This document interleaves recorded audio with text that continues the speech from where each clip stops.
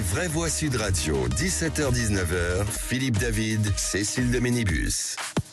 Bienvenue, merci d'être avec nous. Bonsoir Philippe David. Bonsoir Cécile de Ménibus. Les vraies voix jusqu'à 19h, comme tous les jours du lundi ou vendredi, on sera présent avec Philippe David, bien entendu.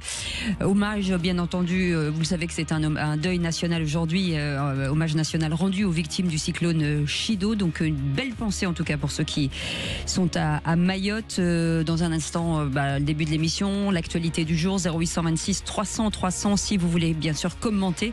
On vous attend avec joie si vous êtes sur la route. Faites attention à vous. Allez, le sommaire de cette émission, le grand débat du jour à 17h30.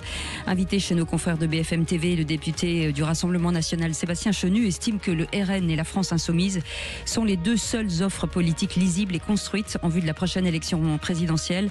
Ces propos valident l'analyse de Jean-Luc Mélenchon livrée dans le Parisien aujourd'hui en France qui anticipe un face-à-face entre les deux mouvements. Alors parlons vrai. Est-ce que pour vous, en cas de présidentielle anticipée, le second tour verrait s'affronter inéluctablement le représentant de la France Insoumise et du Rassemblement National? Est-ce que pour vous, d'autres partis, et dites-nous lesquels, ont une offre qui est également pour vous lisible et construite? Et à cette question, le RN et LFI sont-elles les deux seules offres politiques lisibles et construites? Vous dites oui à 66%. Vous voulez réagir? Aude attend vos appels au 0826 300 300. Notre invité pour en parler, Jean Garrigue, politologue et président de la Commission internationale des assemblées. Et puis le coup de projecteur des vraies voix. À 18h40, le nouveau gouvernement devrait être annoncé aux alentours de 18h30 selon l'Élysée. Si le possible ministère confié à Xavier Bertrand, ennemi de longue date du RN, soulève les interrogations, c'est toute la future équipe ministérielle qui reste menacée par une potentielle censure. Alors parlons vrai. Quand on voit le casting qui circule, les rumeurs qui bruissent, est-ce un gouvernement fait de briques et de broc qui va être nommé? Est-ce la fin du nouveau monde promis par Emmanuel Macron, puisqu'après Michel Barnier, François Bayrou et des noms de personnes qui étaient ministres il y a déjà quelques temps? Et à cette question, est-ce que le casting gouvernemental annoncé peut éviter une censure rapide? Vous dites non à 95%, vous voulez réagir, le 0826 300 300. Et on vous souhaite la bienvenue, c'est les vraies voix jusqu'à 19h. Les vraies voix Sud Radio. Et autour de cette table, Loïc Le Floch-Prigent qui est avec nous, ingénieur et dirigeant d'entreprise. Bonsoir, Loïc Le Floch. Comment ça va? Très bien. On est ravis de vous accueillir aujourd'hui. C'est joyeux Noël. Par anticipation. Mais je ne voulais pas manquer le fait de vous souhaiter joyeux Noël. Le before du réveillon. Joyeux Noël, c'est le 25. C'est le réveillon. Oui, 24 au soir. On va pas chipoter. Moi, j'étais disponible là, donc je suis venu. Comme disait Maître Capello. Il y a la lumière d'être venu, monsieur. Il y a la lumière. C'est ça, on vient comme on est. Christophe Madrol est avec nous, conseiller régional Sud. Bonsoir Christophe Madrol. Comment ça va, bonsoir mes amis, très bien, heureux d'être avec vous pour cette DER pour moi, puisque demain je ne serai plus là, je serai ailleurs. Sauf si le président me nomme comme à ministre à l'écologie, mon rêve, être ministre de l'écologie de la France. Vous avez eu des contacts ou pas? Pardon? Vous avez reçu des coups de fil? Vous croyez que je vais vous le dire en direct? Attendez 18h30. Peut-être qu'auditeur à 18h30, vous aurez un scoop en direct sur Sud Radio. Vous vous rendez compte, Cécile? Et maintenant, dans les vraies voix, on ne va plus l'appeler Christophe Madrol, mais Monsieur le Ministre. Monsieur le Ministre, par rapport à vous, nous sommes des manants, mais daignez rester avec nous. Oui, Manon. Reste à ta place, Manon. Allez, bonne fête à tous. Et puis, une pensée, effectivement, pour nos amis de Mayotte. C'est important, Cécile, vous l'avez dit, mais j'y étais il y a quelques mois. J'ai vu la misère. Ce sera un débat important de comment la France considère aussi ses outre-mer. On pourra avoir ce débat un jour sur Sud Radio, parce qu'avec nos amis réunionnais, guadeloupéens, martiniquais et de Mayotte, on a quand même du boulot à faire. Absolument. Et nous, Calédoniens, parce qu'il y avait quand même des troubles il n'y a pas longtemps là-bas. Tu as raison, Philippe. Je ne connais pas cette terre. Désolé, je parlais de ce que je connais, parce que moi, je parle de ce que je connais, monsieur Philippe David. D'accord, ok. Il est aimable aujourd'hui. Vous n'allez pas parler beaucoup aujourd'hui. Je ne sais pas qui prend des gifles là. Moi, je connais la Guyane. Moi, je connais la Guyane. Si je peux dire quelque chose, moi, je connais la Guyane. Ah oui. Farid Temsamani sera avec nous, porte-parole de Banlieue Plus. Peut-être qu'on le soupçonne d'entrer au gouvernement. Il est peut-être déjà, à son bureau. On va l'appeler en direct de son bureau, bougez pas. En attendant, 0826 300 300, Fabrice Dolorence Sainte-Marie est avec nous. Bonsoir Fabrice. Bonsoir Fabrice. Bonsoir à vous tous. Cher Fabrice, vous, c'est un coup de gueule peut-être sur les anciens présidents de la République. Oui. Ça le fait marrer. Oui, absolument. On commence un peu à en avoir ras-le-bol je me dis, il n'y en a que 2. Et quand je pense que bientôt il y en aura 3 anciens, qu'est-ce que ça va être? On les entend beaucoup parler de tout, de la situation. Il faut quand même pas oublier que l'un et l'autre, à mon sens, ont quand même une responsabilité par rapport à la personnalité, au président actuel qui est en place. Il y en a un qui l'a formé, qui en a fait un homme politique, François Hollande. Il y a l'autre qui, pendant une bonne partie depuis qu'il est élu, était un peu l'homme qui parlait à l'oreille du président en donnant des conseils, etc. Je rappelle qu'il a longuement essayé d'insister auprès de sa famille politique, où il avait été laminé au primaire en plus, mais enfin bon, il se donne l'audace d'essayer de donner des conseils, de dire que les LR doivent gouverner avec Macron. Voilà, on y est, on a vu ce que ça a donné. Moi, c'est quand même formidable. Ces gens-là ont participé à nous envoyer dans le mur où on est actuellement, avec celui actuel, et ils continuent encore à venir nous donner des conseils, de jouer les grands sages, etc. Donc moi, c'est vrai qu'au bout d'un moment, là, j'en peux plus, quoi. Je supporte plus. Bon, on vous a dit l'un et l'autre qu'on voulait plus de vous. Bon, ben voilà, quoi. Merci, messieurs. L'âge de la retraite est arrivé. Bonsoir. Ils ont le droit de parler. Il n'y a pas de souci, quoi. Mais on a l'impression que ils veulent encore compter. Voilà. Et ça m'insupporte. Voilà, Fabrice, restez avec nous. On a des gens qui ont connu des présidents de la République. Loïc Le Floch-Prigent, vous en avez connu beaucoup, vous. J'en ai connu pas mal, et je dois avouer que le niveau baisse à chaque fois. Donc c'est embêtant. Voilà. Donc j'ai été élevé sous Pompidou, et puis ensuite. J'ai eu Giscard, qui était Mitterrand, et puis ensuite Chirac. Je me suis arrêté là. Non, mais ça veut dire que vous me faites la liste, mais dans cette liste, il y a quoi? C'est content ou pas content? C'est bien de me faire la liste, mais entre nous dire, oui, bon, je considère que le niveau de Pompidou était un niveau très haut. Oui. Celui de Giscard était un niveau plus questionnable, de mon point de vue. Et Mitterrand... Pourtant, il était ingénieur comme vous, il était polytechnicien, Giscard. Il était polytechnicien, oui, mais c'est pas nécessaire d'être ingénieur pour être président. Il faut être un bon politique. Je pense que Mitterrand était un politique redoutable, avec ce qu'il faut d'intelligence et de cynisme, mais qu'ensuite on est tombé dans autre chose. Voilà. Christophe, moi je partage complètement le vrai de Loïc Le Floch-Prigent. Mais c'est très bien, je vais parler vrai aussi, je partage complètement le coup de gueule de notre auditeur. Effectivement, Loïc a raison, les présidents de la République, au fur et à mesure qu'on les rencontre, et j'en ai connu aussi un certain nombre, et avoir discuté avec eux. Vous avez même connu MacMahon à l'époque. J'ai MacMahon, à un moment de... Effectivement, j'étais présent lors du débarquement de Normandie avec mon ami Hervé qui était présent. Et déjà, à l'époque, vous aviez 47 ans. Pourquoi dire mon âge à l'antenne, madame le minibus? Ayez un peu de respect quand on a découvert effectivement la tombe de Toutankhamon, on était là avec la pierre de Rosette. Mais je partage ça, mais quand les présidents de la République incarnaient quelque chose comme une pensée globale, une ligne politique, ils peuvent effectivement rester responsables et on peut les inviter. Mais aujourd'hui, sincèrement, que ça soit Nicolas Sarkozy, pour qui j'ai beaucoup de respect, ou François Hollande, avec qui j'ai beaucoup de respect, ce sont des citoyens comme les autres. Ils n'ont pas à être plus présents dans les médias et ils n'ont pas à nous donner de conseils parce que l'état de la France aujourd'hui, on leur doit beaucoup aussi à eux. Vrai sujet. Merci en tout cas, mon cher Fabrice. Une petite réaction peut-être, Fabrice? Oui, Fabrice, oui. Non, mais complètement. Je rejoins totalement. Merci, monsieur Loïc Le Floch-Prigent. Le Floch-Prigent. Je pense exactement la même chose. Depuis Georges Pompidou, ça ne cesse de régresser. Voilà. Et on se demande où on va s'arrêter. Mais pour l'instant, ça a été de mal en pis. Il a parfaitement résumé, quoi. Au fur et à mesure, on est descendu d'un cran. Voilà. Donc écoutez, que tous ceux qui ont participé à cette longue agonie du pays aient au moins l'humilité de rester un petit peu à l'écart et voilà. Il faut de la fierté un petit peu, quoi. Et là, ça manque de fierté un petit peu, je trouve. Personnellement, je trouve que François Hollande parle vraiment beaucoup pour ne rien dire. Ça. Je partage complètement, et pourtant, j'ai beaucoup d'affection pour le président Hollande et son humour, mais je partage complètement ce que vous dites, Loïc. Eh bien, et avec toutes ces joyeusetés et ces gentillesses, allez, dans un instant, merci beaucoup Fabrice, restez avec nous. Dans un instant, les 3 mots dans l'actu. Les 3 mots dans l'actu, petit peut-être... Pardon ? Qu'est-ce qu'on me dit ? On me parle dans l'oreille, on me dit quoi ? Je disais qu'il fallait bientôt faire la pub, mais on y va. Ah bon, on va faire la pub, très bien, bon on y va, tant pis. Eh ben écoutez, on fera pas de teasing alors, merci, à tout de suite. Bonsoir Philippe David, comment ça va ? Oh bah ça va très bien, Cécile.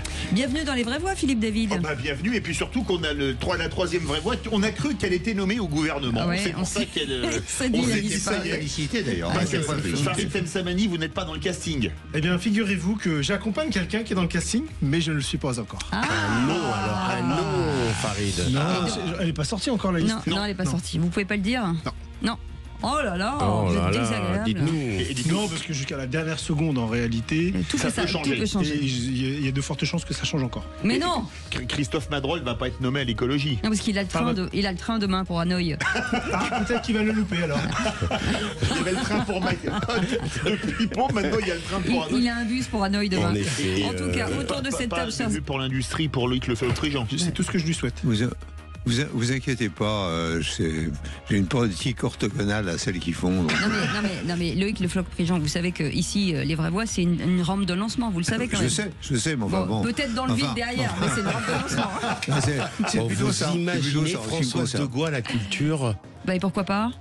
Vous imaginez que ce soir on nous annonce Françoise de Gaulle à la culture ? Eh ben elle est très cultivée, Françoise. Ah ouais ? Ouais. Ah ouais ? Ou imaginez Philippe Bilger à la culture. À la justice ? Peut-être que la justice marcherait mieux. Non, à la culture, je pense que c'est mieux. Ouais, croyez-moi, faites-moi confiance. Cécile de Minibus à l'intérieur. Alors là, bonjour. À l'intérieur du studio, j'y suis déjà. Allez, aujourd'hui, Farid donc Temsamani, qui était porte-parole de Banlieue Plus, vous l'avez entendu, Christophe Madrol, conseiller régional Région Sud, et Loïc Lefebvre-Prigent, ingénieur et dirigeant d'entreprise, et vous, au 0826 300 300. Tout de suite, les 3 mots dans l'actu. Les vraies voix Sud Radio. Les 3 mots dans l'actu. Bonsoir Albin Texera, merci d'être avec nous. Bonsoir, et pour cette gentillesse de remplacer Félix Mathieu qu'on embrasse, qui est en vacances. Alors, 3 mots dans l'actu qui sont Mayotte, gouvernement et Trump.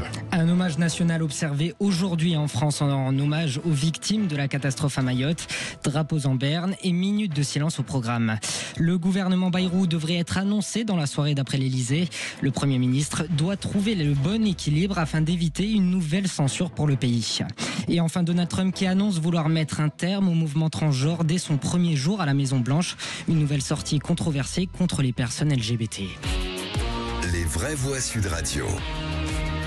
C'est une journée d'hommage pour les Mahorais. Ce lundi, la France observe un deuil national en solidarité avec Mayotte, frappé il y a 10 jours par le cyclone Chido.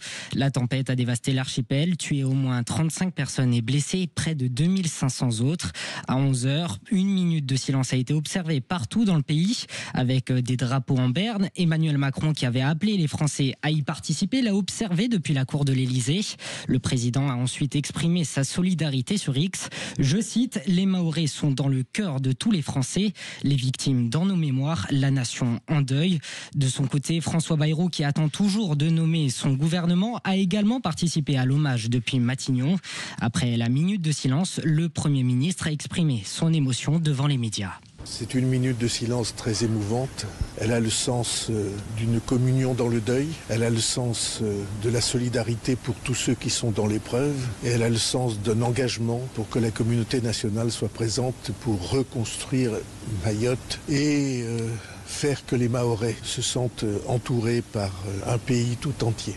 L'hommage a aussi eu lieu à 8000 km de la métropole, directement à Mayotte. Le préfet François-Xavier Bieuville a souligné l'engagement de l'État. Pour rappel, Emmanuel Macron a promis une loi spéciale pour rebâtir Mayotte et mettre fin aux bidonvilles, alors qu'un couvre-feu nocturne reste toujours en vigueur sur l'île. Ouais, cet hommage, Christophe Madrol, très important. C'était difficile de se dire, est-ce qu'il aurait fallu garder cet hommage national sans nommer le gouvernement ce soir, et garder cette journée entière? Oui, moi je pense qu'effectivement c'est un moment important. En plus, il y a eu quand même des ratés vis-à-vis de la présence de la France, et le discours de Macron a été quand même peu apprécié du peuple mahorais. Mais je pense que la France est un grand pays. La France a des pays qui reflètent son histoire. Et on en parlait tout à l'heure, les territoires d'outre-mer, c'est aussi la France. Donc garder cette journée complète pour penser aux morts mahorais, et aux autres morts d'ailleurs qui étaient sur l'île, parce qu'il n'y avait pas que des Mahorais, c'était un moment important. Donc je pense qu'on peut attendre encore quelques heures avant d'avoir ce gouvernement français. Farid Temsamani. Oui, je vais en faire notamment mon propos tout à l'heure, mais c'est la moindre des choses, effectivement, ce deuil national. Je ne suis pas certain qu'en réalité tout le monde prend la mesure de ce que... De la gravité. Et du fait que c'est un territoire de notre pays et que le sentiment qui transperce finalement, c'est de dire finalement c'est peut-être, je dis bien peut-être entre guillemets, pas un autre pays mais des Français de seconde zone. Et moi j'ai bien peur pour l'après. Allez, le deuxième mot, le gouvernement qui doit être annoncé dans la soirée, aux alentours de 18h30. Oui, l'annonce est imminente, 18h30, normalement, puisqu'il y a l'hommage national à Mayotte. Mais rappelez-vous, François Bayrou avait promis un gouvernement avant Noël. Alors, est-ce qu'on parlera autour du repas de famille de ce fameux gouvernement? Peut-être. En tout cas, son futur gouvernement d'intérêt général, qui exclura le Rassemblement national et la France insoumise, devrait bien voir le jour. Concrètement, ce qui posait encore problème hier soir, ce sont 3 points clés. Le nom du futur ministre des Affaires étrangères, celui de l'économie et surtout savoir si Xavier Bertrand, ennemi local de Marine Le Pen, fera son entrée au gouvernement et si oui, à quel poste. Bref, beaucoup de décisions doivent encore être prises ce soir, mais est-ce que le gouvernement sera bien formé pour éviter une censure de la gauche et du RN? Écoutez Alma Dufour, députée LFI, nouveau Front Populaire de la 4e circonscription de Seine-Maritime. Elle était invitée ce matin sur Sud Radio dans la matinale et elle votera la censure sans hésiter. Moi j'ai l'impression que c'est un gouvernement Barnier, mais version Gorafi, je sais pas si vous connaissez ce site, mais c'est le gouvernement Barnier, le ridicule en plus, quoi. On a, comme ça a été dit par Madame Morin, il y a absolument aucune proposition faite sur la gauche. Vous l'aurez compris, Emmanuel Macron et François Bayrou doivent faire les bons choix, surtout si le maire de Pau veut rester plus longtemps que son prédécesseur à Matignon, soit plus de combien de jours les vraies voix? 90. 90 jours exactement. Loïc Le Floch-Préjean. Le problème est de savoir quelle politique on fait, c'est pas quels sont les gens de le gouvernement. Ouais. Et moi, je comprends rien à la politique qui va être menée, donc comme on dit au poker, je passe. Non. Tant qu'on n'a pas le discours de politique générale, c'est ça. Il y a quand même, Loïc, à mon avis, aujourd'hui, on en parlera certainement, la politique, ça s'incarne de plus en plus. On est dans une époque qui est plus l'époque de Pompidou, et aujourd'hui, moi j'ai envie de voir des nouveaux visages, j'ai envie de voir des personnes qui renversent la table. Vous avez raison, il y a l'axe politique, mais aussi ceux qui portent la politique.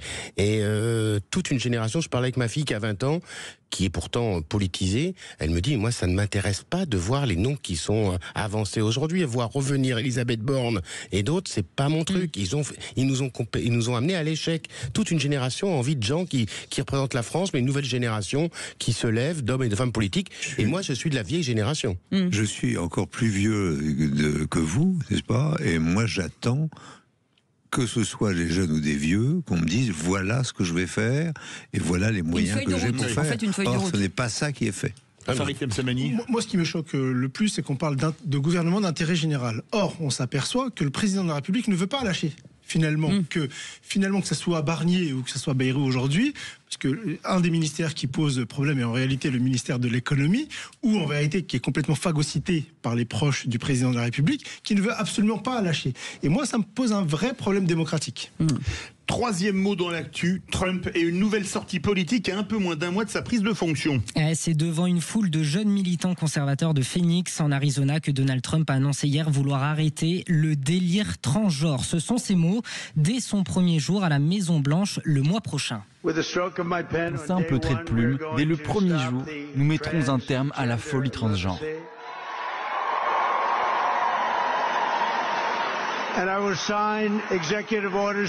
Je signerai des décrets pour mettre fin aux mutilations sexuelles des enfants, pour exclure les transgenres de l'armée et de nos écoles. Des mots forts, le futur président des États-Unis a martelé que le wokisme doit s'arrêter, tout en insistant que le 20 janvier prochain, jour de son investiture, sera le véritable jour de la libération en Amérique. En novembre dernier déjà, l'agence Associated Press soulignait que le retour au pouvoir de Donald Trump représentait l'un des principaux revers de l'histoire du mouvement de défense des droits LGBT+, aux États-Unis. Mais si la communauté LGBT s'inquiète de la future politique du successeur de Joe Biden, elle se dit aussi mieux préparée qu'il y a 8 ans lors de son premier mandat. Sur une radio américaine, Sacha Burert, avocate principale dans l'affaire Karnowski contre Trump, cette affaire qui contestait l'interdiction faite aux personnes transgenres de servir dans l'armée par Donald Trump, s'est exprimée sur les politiques anti-transgenres envisagées par le futur président des États-Unis. Elle anticipe une vague de poursuites judiciaires contre ces futures mesures. Selon elle, les personnes transgenres sont protégées par la loi sur les droits civils modifiée en 2020 pour les inclure. Un argument clé dans la lutte juridique à venir. Merci beaucoup, Albin Texer. Vous restez avec nous dans quelques instants. On va revenir justement sur ce qui s'est passé, le retour sur les propos de Sébastien Chenu. Selon le député du RN, selon son parti, et LFI offre une vraie alternative pour les prochaines présidentielles. Est-ce une analyse lucide ou une autopromotion? Alors parlons vrai. Est-ce que pour vous, en cas de présidentielle anticipée, les représentants de ces deux partis se retrouveraient inéluctablement au second tour l'un face à l'autre? Est-ce que d'autres partis ont pour vous une offre lisible et construite? Et à cette question, le RN et LFI sont-elles les deux seules offres politiques lisibles et construites? Vous dites oui à 66%. Vous voulez réagir au délai vraie voix? Attendre vos appels au 0826 300 300. Et Jean Garrigue sera avec nous dans quelques instants, politologue. On vous souhaite la bienvenue, les vraies voix jusqu'à 19h. Les vraies voix Sud Radio, 17h-19h, Philippe David, Cécile de Ménibus. Bienvenue dans les vraies voix, on est ravis de vous accueillir. C'est un 23 décembre, on imagine que vous êtes en plein préparatif, certainement bien entendu en train de nous écouter. Et merci d'ailleurs de votre fidélité. Autour de cette table, Loïc Lefloc-Préjean est avec nous, ingénieur et dirigeant d'entreprise. Merci d'être avec nous. Christophe Madrol, conseiller régional Région Sud, et Farid Temsamani, porte-parole de Banlieue Plus. Et vous au 0826 300 300 avec Aude qui vous attend au standard. On vous souhaite la bienvenue, c'est les vraies voix. Les vraies voix Sud Radio, le grand débat du jour. Ça dépend en fait entièrement du RN. C'est ça la donne actuelle qui change tout. C'est que ça dépend pas tant de l'habileté ou non de Bayrou, d'un autre. Ça dépend de est-ce que tout à coup il devient dans l'intérêt du RN de censurer ou de ne pas censurer. Les filles, ils ont la possibilité aujourd'hui d'être au deuxième tour de l'élection présidentielle. Nous sommes prêts évidemment à nous inscrire dans une bataille d'une élection présidentielle anticipée pour proposer un autre chemin au pays. Donc de l'autre côté, on a qui? Aujourd'hui, on a la Rassemblement national. Nous sommes les deux seules offres politiques lisibles et construites. Invité chez nos confrères, le député du Rassemblement national, Sébastien Chenu, estime que le RN et la France insoumise sont les deux seules offres politiques lisibles et construites en vue de la prochaine élection présidentielle. Ces propos valident l'analyse de Jean-Luc Mélenchon livrée dans Le Parisien aujourd'hui en France, qui anticipe, lui, un face-à-face entre les deux mouvements. Alors parlons vrai. Est-ce que les partis traditionnels, les grands partis traditionnels, se sont effondrés faute d'offres politiques lisibles et construites? Pour vous, qui a dans les partis politiques français l'offre la plus lisible et construite? Venez nous le dire au 0826 300 300. Et à cette question, le RN et LFI sont-elles les deux seules offres politiques lisibles et construites? Vous dites désormais oui à 65%. Vous voulez réagir encore et toujours? Le 0826 300 300. Jean Garrigue est avec nous, politologue et président de la Commission internationale des assemblées. Bonsoir Jean Garrigue, merci d'être avec nous. Bonsoir. Avec joyeux Noël. Et joyeux Noël. Et avec ce livre qui est toujours en vente, mon cher Jean Garrigue. Mais oui. Oui. Je l'espère. Oui. Ça s'appelle Jours heureux. C'est ça, quand les Français rêvaient ensemble, c'est ça si je me souviens bien? Exactement. Voilà, Exactement. chez Plon. Avec chez vous, Payot. chez Payot, pardon, excusez-moi, je le fais de tête, Jean, et vous savez que je n'ai pas de mémoire. C'est pas grave. Christophe Madrol, aujourd'hui, c'est finalement ces deux formations politiques qui sont estimées l'un et l'autre comme finalement les plus clairs dans leur ligne de conduite. Les plus clairs, je sais pas. En tout cas, les plus démagogiques, oui. Il faut suivre entre la posture clairement antisémite des LFI et pro-russe du Front National en matière de politique étrangère, ça laisse cela. Et en plus, il y a eu des choses importantes qui ont été faites. Rappelez-vous, cet été, quand Joan Bardella a pensé être désigné Premier ministre par le président, il a mis par la fenêtre toutes les mesures sociales. Donc, on a entendu du tout et n'importe quoi. On va aider les artisans, on va revenir sur les retraites, on va aider les chefs d'entreprise. En gros, moi, ce qui est toujours effarant, et je reviendrai au bloc central après, ce qui est effarant dans les extrêmes, c'est la politique du ras gratis en permanence. C'est ce qu'on a appelé à Sciences Po les partis attrape-tout. Vous vous rappelez, il y a ces partis attrape-tout, et là, c'est flagrant parce que ça soit Mélenchon qui incarne une politique du chaos et Joan Bardella qui attaque, qui propose une politique je ne sais pas où va-t-elle, eh ben on se retrouve face à des gens qui sont une inconséquence politique, mais qui plaisent aux Français parce que effectivement, en face, ils n'ont pas grand-chose à proposer non plus de nouveau. On en parlait tout à l'heure. Loïc Le Floch-Prigent. Non, je crois qu'effectivement, vous avez raison, c'est-à-dire que les gens des extrêmes ont des politiques inexistantes. Alors, elles peuvent être comprises par les gens parce que, regardant chacun à sa tasse de thé, tiens, il se pense dans ma tasse de thé. Mais ça t'attrape tout. Et donc, il n'y a pas de politique, il n'y a pas de vision, il n'y a pas de bon. Et ce qu'il manque aujourd'hui, c'est des visionnaires. Et dans la mesure où il y a énormément de gens dans le bloc central qui sont dans des petits calculs politiciens, cette vision n'existe pas. Alors, est-ce que nous arriverons à avoir un visionnaire qui dise voilà dans quelle direction on peut aller et voilà ce qu'il faut faire? Enfin, disons que je vous donne un exemple puisque vous êtes écologiste. Si jamais on prend l'écologie dans son acception actuelle de parti, il est clair que nous disparaissons tous, parce que nous avons déjà beaucoup disparu au cours des dernières années, et si on va au-delà, c'est pas l'automobile qui va disparaître, c'est l'aéronautique, c'est le nucléaire, c'est l'ensemble de l'industrie. Moi, je suis industriel. Le transport maritime. Effectivement. Donc, il n'y a pas de vision. Il n'y a pas de vision parce que chacun a sa petite idée, mais il n'y a pas de vision. Et comment arriver au visionnaire, je ne sais pas. Farid Temsamani. Ce que je pense en réalité, c'est pourquoi les Français se tournent le plus souvent dorénavant, parce que les chiffres, non seulement des sondages, mais en réalité même des élections aujourd'hui, vers le Rassemblement national et dans une moindre mesure vers la France insoumise, en réalité, c'est tout simplement l'échec des autres partis.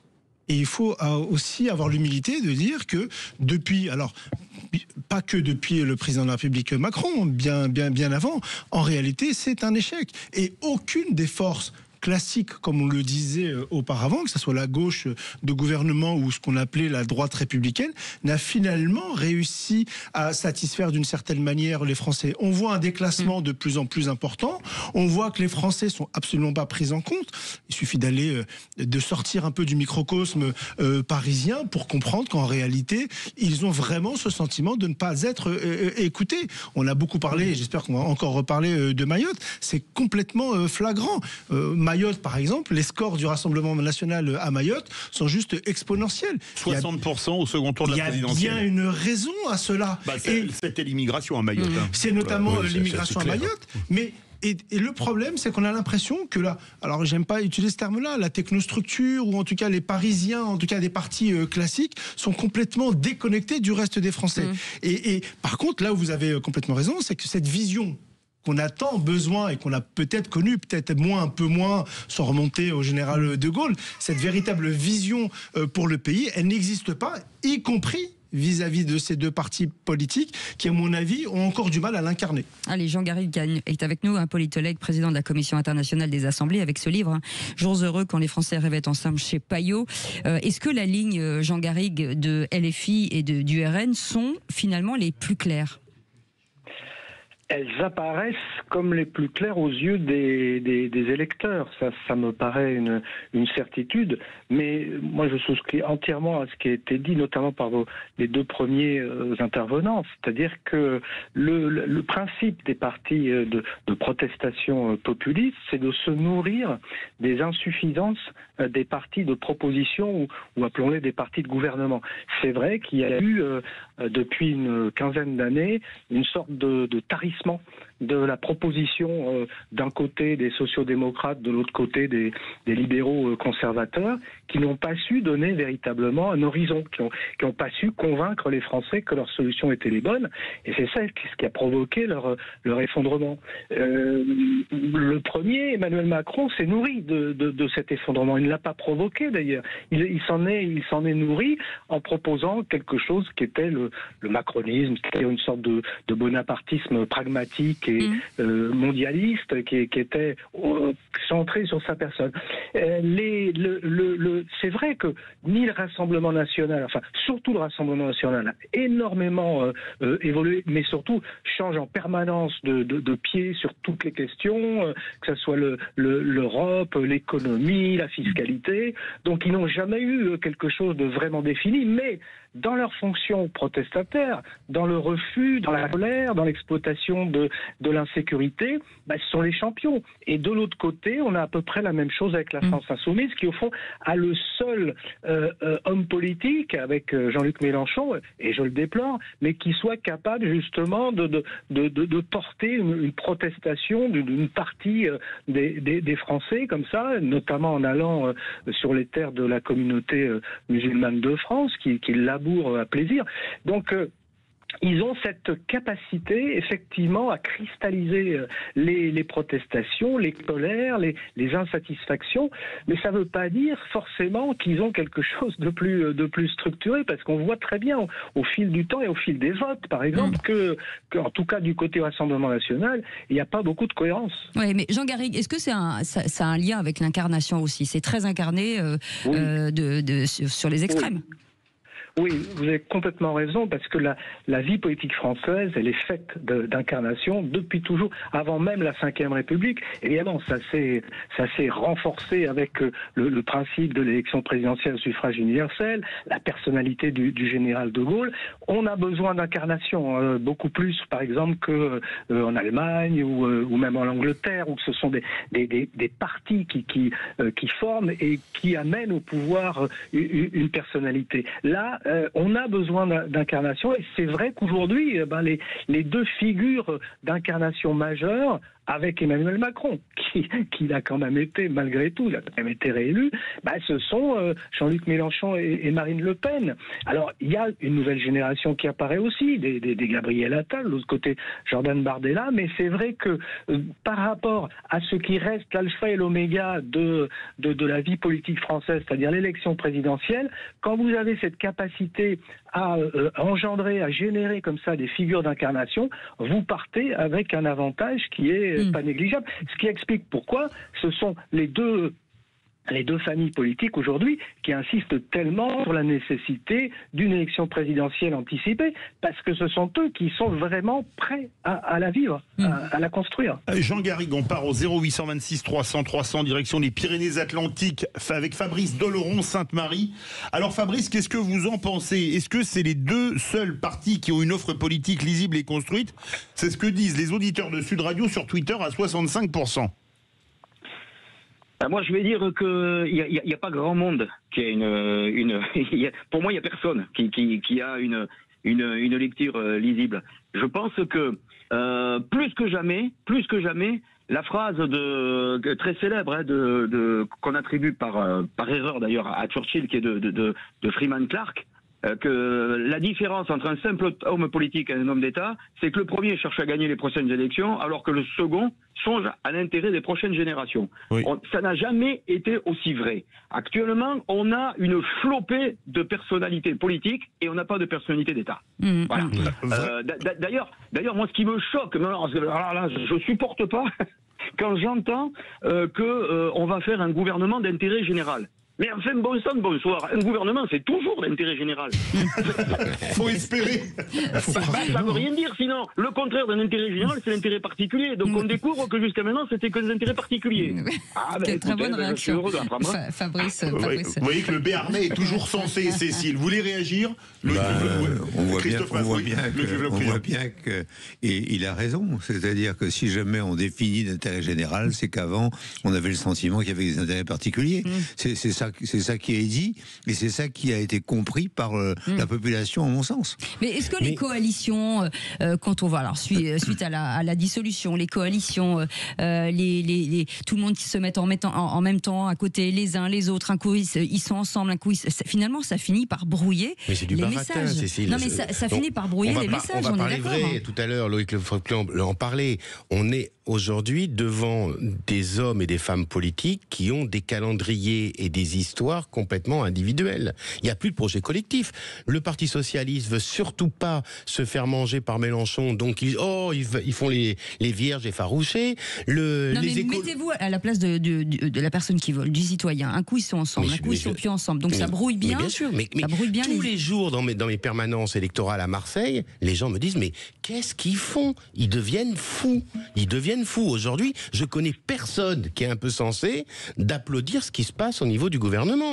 Le pauvre François Bayrou, qu'on connaît bien, essaye de faire ce qu'il peut avec ses petits moyens. Il est là depuis longtemps, ça veut dire. On le connaît, on a tous un peu une histoire commune avec François Bayrou. Voilà. Tous les gens que je connais aujourd'hui ont une histoire commune avec François Bayrou. Mais bien sûr. Mais voilà, on est en pleine folie politique. Là où je nuancerais, c'est que ça, à part le général de Gaulle, ça a toujours existé. Si on prend l'exemple du président de la République, Chirac, il a d'abord, et ça n'a été que ça pendant très longtemps, une affaire purement personnelle. Il tient le RPR. Et ensuite, il tient l'appareil. Et ensuite, il y a une incarnation, effectivement, potentiellement qu'on en pense ou pas, d'hommes d'État, etc. Mais la réalité, c'est que... Tout à fait, mais c'est pour ça que quand on dit qu'en réalité, les partis, c'est que des agendas personnels, pour moi, ça a toujours été... Et ça a toujours été ça. Effectivement, les partis ont complètement périclité. Il y a encore des partis. Oui, très peu. Qui tient les partis aujourd'hui? Jean Garrigue, justement, pour rebondir sur ce qui est dit là, est-ce que ce flou général, c'est ça aujourd'hui la politique, et ce sera ça demain? La situation politique qui n'a pas été inventée, ce sont les Français qui l'ont voulu, elle a divisé le Parlement, enfin l'Assemblée nationale, en 3 parties. C'est 3 France. Qu'on peut d'ailleurs délimiter de manière sociologique et j'allais dire culturelle. Il y a 3 France. Il faut en tenir compte. C'est-à-dire qu'on est dans une situation qui est complètement contre-intuitive par rapport à ce que sont les institutions de la Ve République. Ce qui veut dire qu'on est obligé de trouver autre chose, qu'on est obligé de trouver des convergences. Il ne s'agit pas, je comprends ce qu'a dit l'auditeur sur la notion d'intérêt général, mais c'est un petit peu jouer sur les mots. L'intérêt général, ça veut dire trouver quelque chose qui peut réunir des familles qui, a priori, ne le pourraient pas. Et je rappelle à cet auditeur et aux auditeurs de Sud Audio que pendant 150 ans, la République, elle s'est construite sur le compromis, sur des coalitions, sur des convergences. C'est depuis 1962, depuis la révision de la Constitution et l'élection du président au suffrage universel, qu'on a pris l'habitude d'avoir une majorité absolue comme ça, qui en quelque sorte dicte ses consignes au reste de la population. Mais ça ne peut plus exister parce qu'aujourd'hui, on a cette tripartition de l'électorat. Je suis pas du tout sûr que cette tripartition, elle cesse après une dissolution éventuelle en juillet 2025. Je suis pas du tout sûr non plus qu'elle cesse après l'élection d'un autre président ou d'une autre présidente de la République. Donc, si vous voulez, ça veut dire que évidemment, ça vous apparaît ou ça nous apparaît aujourd'hui totalement bizarre ce qui est en train d'arriver. Mais il faut savoir que c'est une nécessité aujourd'hui. Il faut trouver des convergences. Alors, ce qui manque, et là, je rejoins ce qu'ont dit vos invités, vos intervenants, c'est que évidemment, ce serait plus facile d'avoir des convergences sur quelque chose qui soit une plateforme négociée, discutée et claire. Et c'est-à-dire qu'on ait une ambition, un horizon de clarté.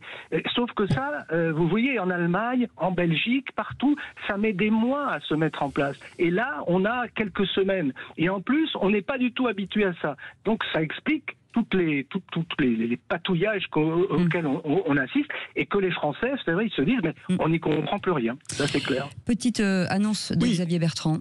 Répondez, je vais dire après. Non seulement je souscris, mais je voulais juste amener un élément. C'est triste et même malheureux qu'on arrive à se poser la question sur la notion d'intérêt général. Pourquoi ? Parce qu'on avait eu l'habitude d'avoir des présidents de la République de parti se faire élire sur un programme, mais lorsqu'ils accédaient à l'Élysée, ils étaient d'une certaine manière, ils s'intéressaient à l'ensemble des Français. Et c'est vrai qu'on a dévié un peu plus, notamment d'abord de Nicolas Sarkozy, et de manière très flagrante aujourd'hui d'Emmanuel Macron, qu'en réalité, quand vous êtes à l'Élysée, vous vous intéressez qu'à une partie des Français, et d'où la question de l'auditeur sur la notion d'intérêt général, malheureusement. Je vais vous lire un tweet de Xavier Bertrand qui vient d'être diffusé par lui. Le Premier ministre m'a informé ce matin, contrairement à ce qu'il m'avait proposé hier, qu'il n'était pas en mesure de me confier la responsabilité du ministère de la Justice en raison de l'opposition du Rassemblement national. En dépit de ces nouvelles propositions, je refuse de participer à un gouvernement de la France formé avec l'aval de Marine Le Pen. Accepter à ces conditions aurait été le reniement de mes valeurs, de mon engagement et de mes combats.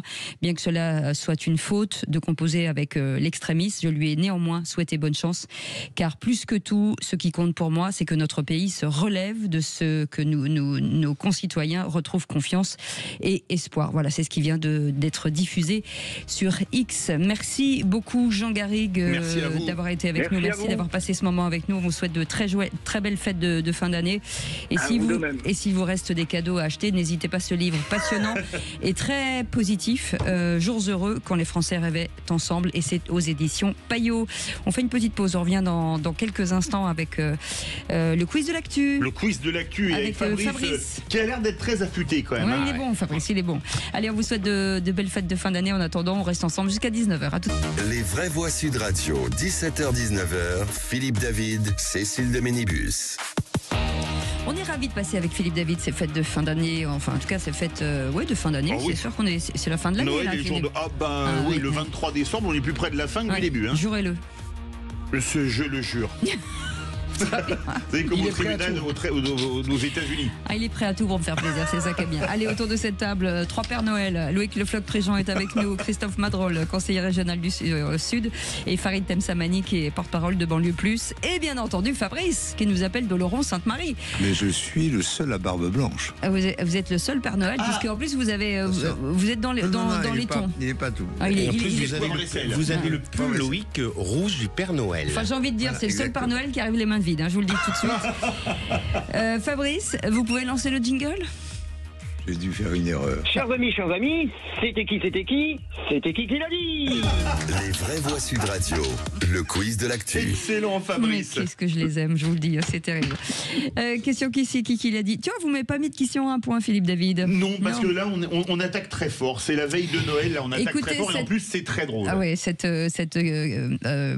verbatim. Allez, écoutez bien Fabrice. Qui l'a dit 3 points.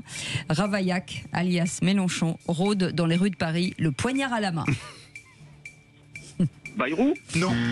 Alors, c'est un ancien homme politique qui aujourd'hui s'est recyclé dans les médias. Ancien candidat à la présidentielle. Hamon. Non. Montebourg ? Non, Montebourg n'a pas été candidat. Allez, je vous aide. Il a un parc à lui. De Villiers. Il a dit plus vite.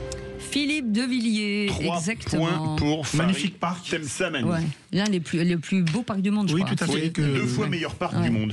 Qui s'appelle le Puy du Fou. Bah voilà, c'est bien. Qui c'est qui l'a dit, Fabrice, à 3 points. Le gouvernement Bayrou, c'est le gouvernement Barnier version Gorafi avec le ridicule en plus. Et c'était ce matin sur Sud Radio. Alma Dufour, qui l'a dit à Maxime ce matin. Absolument, Maxime Liedo, qu'on embrasse. Quel talent. 3 points. Question, qui l'a dit 2 points sur Mayotte. Je pense qu'il est naturel qu'après la sidération vienne le moment de colère. Fabrice. Et ça n'est pas Alexis Colère, bien sûr. Elle est bonne, celle-là. Mathilde Panot. Non. C'est un ministre. Il est au gouvernement. Enfin, un gouvernement démissionnaire. Hein. Retailleau. Bonne réponse de Christophe Madrol, qui engrange 2 points. C'est bien. Qui c'est qui l'a dit encore à 2 points, Fabrice. Il ne reste à la Macronie que l'apparence du pouvoir. Jean-Philippe Tanguy ? Ouais. Bonne réponse. Oh là là. Bravo, mais il est fort, hein. Question. Ça fait 5 points. Qui c'est qui l'a dit? Je fais un petit peu de changement dans le ton. Je ne ferai pas dépendre la France des obsessions présidentielles de Jean-Luc Mélenchon. Fabrice.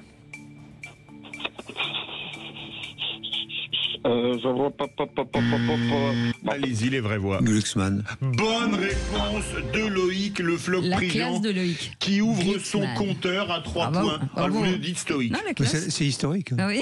Je me suis dit, moi, je me impressionnant. perds toujours.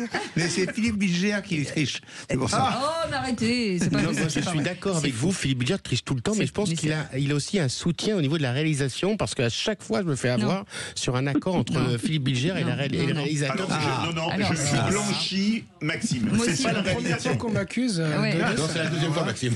C'est possible. Avec toute mon amitié, Sachez, Maxime. mon cher Christophe Madrol, que chaque fois qu'il y a un problème entre Françoise et Philippe, il dit souvent Françoise. Donc, voilà. Qui c'est qui l'a dit? Fabrice à 2 points. Il faut qu'il y ait un changement de logiciel. Arrêter de taxer les Français, réduire le train de vie de l'État, réduire les déficits et rendre de l'argent aux Français. Fabrice. Sébastien Chenu? Non, pas c'est loin. le même parti. Pas loin. Tanguy. Non. Bardella. Non. Il a eu Odule. Oui, bonne réponse. Julien Odoul. 2 points pour Farid. Normalement, il a mal dit le nom de famille. Oui. Normalement, Oui, c'est un pardon. demi-point. Non, je plaisante. Qui c'est qui l'a dit? 3 points, Fabrice. Il faut que les partis politiques comprennent que le pays doit passer avant eux. C'est un député. François Bayrou. Non, c'est un député, ancien maire. un ancien maire, ancien député et ancien journaliste très connu. Ouais. Il est député actuel? Oui. Ballard. Ça y est. Ballard. Non. Non, c'est celui qui était sur Noël Mamère CNews. Non. un non, maire, il n'était pas un sur maire CNews. des Yvelines. Ah, des Yvelines, Carl Olive? Bonne réponse de Farid Temsamani Pas mal. en pleine forme qui marque donc 3 points. Qui c'est qui l'a dit encore à 3 points? François Bayrou n'arrive pas à faire un gouvernement parce qu'il est dans les mains du Rassemblement national. C'est le numéro 2 d'un parti, Fabrice. Bompard. Non. Numéro 2 d'un parti de gauche. Numéro 2. On connaît que le numéro 1, nous. Hein. On se pas en seconde division, nous. Hein. Numéro 2 du PS. Son père aurait pu s'appeler Louis. Très bon. Drey. Non. Non. Julien Brun. Drey? Non. Brun. Non. Jouvet. Numéro 2. Bien sûr, Pierre Jouvet. 3 points pour Loïc Le Secrétaire général du PS. 6. Je vous aide. Un dernier. Allez, qui c'est qui l'a dit? Ben, c'est à vous, Cécile. Allez, 3 points. Le Rassemblement national et LFI sont les 2 seules offres politiques lisibles et construites. Sébastien Chenu. Oui. Bonne réponse. C'est facile. Bah oui, c'est fastoche. Eh bien, Alors, écoutez, égalité parfaite entre Fabrice et Farid. Les prénoms en F marchent bien. Voilà. LF. À 6 points, Loïc Le Ouais, Floch on va arrêter. Prigent. C'est bon, À c'est bon, 2 c'est bon. points- Vous avez marqué, vous n'êtes pas Fanny. À 2 points, Christophe Madrol. Christophe Madrol, Et vous avez bravo. pris une tôle, c'est pas grave. C'est pas- Ouais, je suis pas Fanny quand même. Pour une fois, le jury m'a été favorable. Voilà. Je le remercie. Là, on donne la victoire naturellement à notre auditeur. Oh, bien sûr. Oh, quelle générosité. Mon cher Fabrice, qu'allez-vous faire pendant ces fêtes de fin d'année? Faites-nous rêver. La famille. Gâter c'est les bien. enfants. Ah, c'est bien. Et nous, on fait pas partie de votre famille. Vous n'allez pas nous Mais gâter. toujours. Ah ouais, Ah, magnifique. Toujours. Vous les écoutez Toujours, depuis longtemps? depuis plusieurs décennies. Oh, mon petit chat, on vous adore. Merci en tout cas, Merci Fabrice. à vous. On vous embrasse très fort. Merci. On vous souhaite de très très belles fêtes de fin d'année. Embrassez votre famille pour nous. Dans un instant, le journal, la météo avec Rémi André et le coup de gueule de Philippe David. Ah, la laïcité à géométrie strictement variable, comme c'est beau. Soyez les bienvenus. On est ensemble jusqu'à 19h. À tout de suite. Les vraies voix Sud Radio, 17h-19h, Philippe David, Cécile de Ménibus. On vous souhaite la bienvenue, on espère que tout va bien avec aujourd'hui Loïc Le Floch Prigent, ingénieur et dirigeant d'entreprise. Ça va Loïc? Vous êtes bien, vous êtes heureux, vous êtes content? Tout va bien. Tant mieux. Tout va bien, tout va bien. Si vous pouvez le dire plus près dans le micro, ça m'arrange. Ah oui, ça serait mieux. J'étais un peu loin du micro. Ah, bien sûr, je ne m'attendais pas à cette question. Vous pensiez pas que j'allais vous parler surtout. Ben, surtout pas. Christophe Madrol, conseiller régional région Sud. Oh ça va, c'est Noël, on fait ce qu'on peut. Ouais, bon Noël, Cécile, bon Noël. Farid Temsamani est avec nous, porte-parole de Banlieue Plus. Non, on dit pas un mot, non, c'est ça. Super. Mais vous êtes à moitié prix aujourd'hui, vous êtes en solde ou quoi là? Non? À moitié prix, on est que de mon prix. On est que de mon prix, merci Cécile. Non, on n'est pas, effectivement. Et juste pour vous dire que on vous l'avait annoncé avant le journal, Xavier Bertrand donc a décliné la proposition de François Bayrou, puisque bien entendu le RN s'y opposait, donc il a décidé de sortir de ce gouvernement. On est toujours peut-être pour l'instant avec Elisabeth Borne, avec Gérald Darmanin, avec qui d'autre il y a aujourd'hui, Philippe? Manuel Valls, dont on parle a priori à l'outre-mer. C'est les rumeurs qui courent. En tout cas, ce gouvernement qui devrait tomber aux alentours de 18h30. Et si c'était le cas, on transmettrait bien sûr la liste en direct. Et puis le 0826 300 300, Jean-Louis de Nîmes est avec nous. Bonjour, je m'appelle Jean-Louis, j'appelle de Nîmes. Je crois que la situation actuelle permet de comprendre pourquoi le Premier ministre a eu l'intelligence de ne pas aller à Mayotte. Quand un endroit se trouve dans un état pareil, à un moment pareil, il a besoin de pompiers, de médecins, et pas du président de la République, et pas du Premier ministre, qui vont juste servir à faire vider les vésicules biliaires. Je vous souhaite une bonne journée et merci pour votre radio. Parlons vrai, alors je connaissais pas l'expression vider les vésicules biliaires, mais c'est vrai que est-ce qu'on n'est pas dans la période de la com absolue où il faut absolument aller se montrer sur le lieu d'une catastrophe alors que les premiers besoins, c'est de l'eau, des médicaments, des soignants, des secouristes, etc. Loïc Le Floch-Prigent. On a toujours dit, c'est-à-dire que dans la... Ça, mais beaucoup de gens sont tombés sur Bayrou parce qu'il était à Pau. Le fait de continuer à envoyer les hommes politiques de premier plan après les catastrophes, mettre l'ensemble des forces qui sont là pour essayer de faire, de mettre de l'ordre dans le désordre total, parce que la moitié de l'effectif, c'est pour protéger les uns et les autres. Donc c'est absurde. Alors c'est ce que peut-être le peuple veut, mais c'est complètement absurde. Quand il y a une catastrophe, il faut surtout pas que les hommes politiques viennent. C'est toujours une interrogation que nous avons, nous, hommes politiques, de savoir quand il y a une catastrophe, comment réagir. Et vous avez raison, Loïc, de reprendre, effectivement, de dire qu'il y a une mobilisation des effectifs de police et de pompiers quand un président ou un premier ministre se déplace sur le terrain. Et souvent, c'est très gênant pour le préfet qui anime les sauvetages. Néanmoins, rappelez-vous Jean-François Mattei, qui pendant la canicule de 2003, qui a perdu, et pourtant c'est quelqu'un d'une grande qualité humaine, qui était président de la Croix-Rouge. Il n'est pas de mon bord politique, mais en région sud, il aurait pu avoir un beau destin politique. Mais cette séquence de le voir en tenue Lacoste au bord de sa piscine pour commenter la canicule, ça a tué son histoire politique. Il aurait mis une blouse blanche et il aurait été filmé dans un EHPAD ou dans une maison. Jamais il n'aurait eu à souffrir des critiques qui ont été faites. Il y a une différence entre aller sur le terrain pour foutre la merde et puis se faire photographier près d'une piscine. Excusez-moi. Donc non, effectivement, il ne faut pas faire des bêtises. Mais d'un autre côté, je pense qu'à chaque fois qu'il y a catastrophe et qu'il y a apparition du chef de l'État ou du Premier ministre, ou même d'un ministre important, eh bien, les secours ne font rien pendant plusieurs heures, et souvent c'est des heures extrêmement utiles pour sauver les vies. Moi, je nuancerais dans le cas de Mayotte. En fait, ce qu'on a reproché à François Bayrou, au Premier ministre, c'est pas tant qu'il n'aille pas à Mayotte. C'est qu'au même moment, en réalité, il est un conseil municipal à Pau. Et moi, je pense qu'effectivement, ça fait complètement désordre. Et je suis désolé, on est bien sûr que c'est de la communication, peut-être même que ça c'est de la démagogie, mais on a besoin de symboles et de symbolisme d'une certaine manière.